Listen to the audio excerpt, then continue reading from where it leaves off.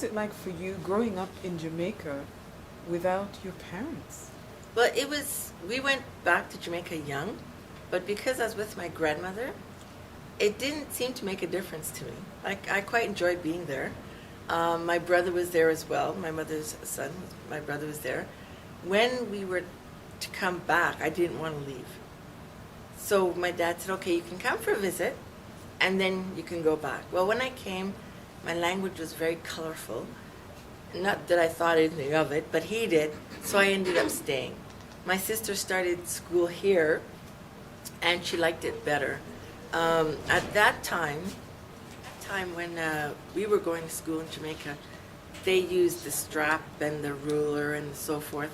And my sister kept remembering when she crossed her T the wrong way and she got wrapped with the ruler and found out that that didn't necessarily happen here. She decided she wanted to stay. So that plus my lovely language kept us here.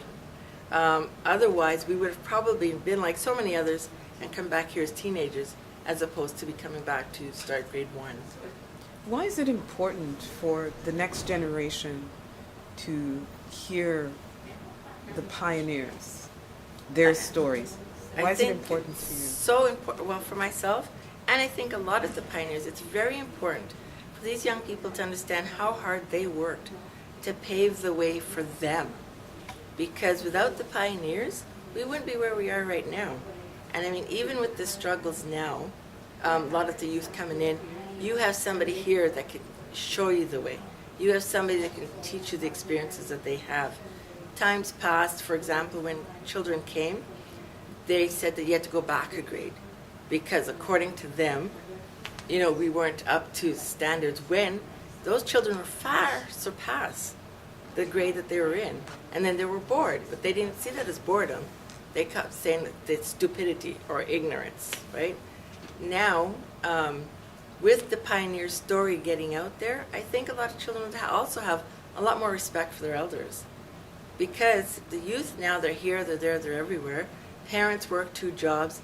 They don't have that same time to speak about family, speak about your family tree, who came when, who did what. And the grandparents aren't respected as much because they don't have the parents showing them that way. So I think that it's very important for the kids to know. And you've organized several activities around the pioneers. Yes, we've done social teas. We have a program with Jaku Combit called Under the Mango Tree, where we have the seniors reading to the youth. At one session, my mother was supposed to read. She wasn't feeling well. Well, the youth read to her instead. And I thought for them to say, well, we'll read to Grandma is something, and it says something about the way they're being brought up, because probably in their homes, they have their own grandma there. There's some youth that don't. And with that, I find that we're teaching them a lot of things. Seniors are useful. The pioneers are useful. You can learn a lot. Some people came in and told stories. They didn't read a story. They told a story about things that happened to them in the past. And all the kids were just focused right on that person telling the stories. I think it's very important.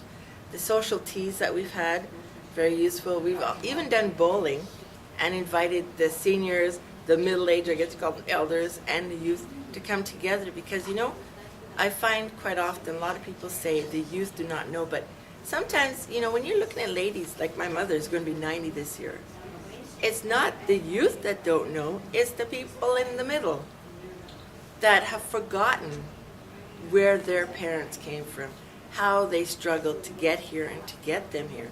So it's to re-educate them and to educate the youth. But you educate the people in the middle, they're going to pass that down to their children and grandchildren. Right at this point in time, in this day and age, a lot of the pioneers feel that they're not appreciated because we don't tell them that they are. We just take it through, oh yeah, you've done this and you did. But a lot of these ladies have more strength than a lot of people half their age and are still willing to go, still willing to do different things. They don't just want to be set aside. They want to be acknowledged and given things to do to feel useful.